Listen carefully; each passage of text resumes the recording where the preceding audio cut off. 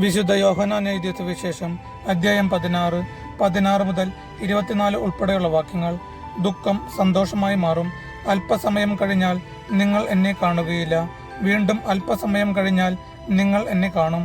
അപ്പോൾ അവന്റെ ശിഷ്യന്മാരിൽ ചിലർ പരസ്പരം പറഞ്ഞു, അല്പസമയം കഴിഞ്ഞാൽ നിങ്ങൾ എന്നെ കാണുകയില്ല.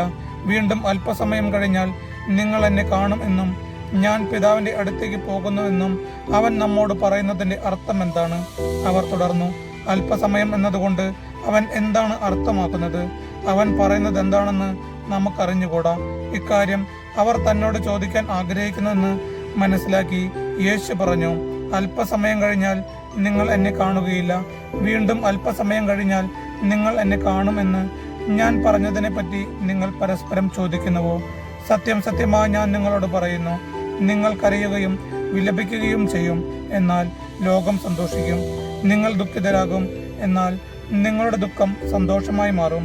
സ്ത്രീക്ക് പ്രസവവേദന ആരംഭിക്കുമ്പോൾ അവളുടെ സമയം വന്നതുകൊണ്ട് അവൾക്ക് ദുഃഖമുണ്ടാകുന്നു.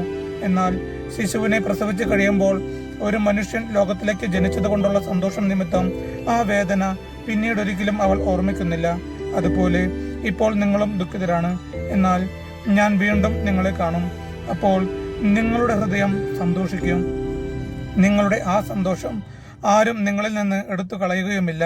അന്ന് നിങ്ങൾ എന്നോട് ഒന്നും ചോദിക്കുകയില്ല.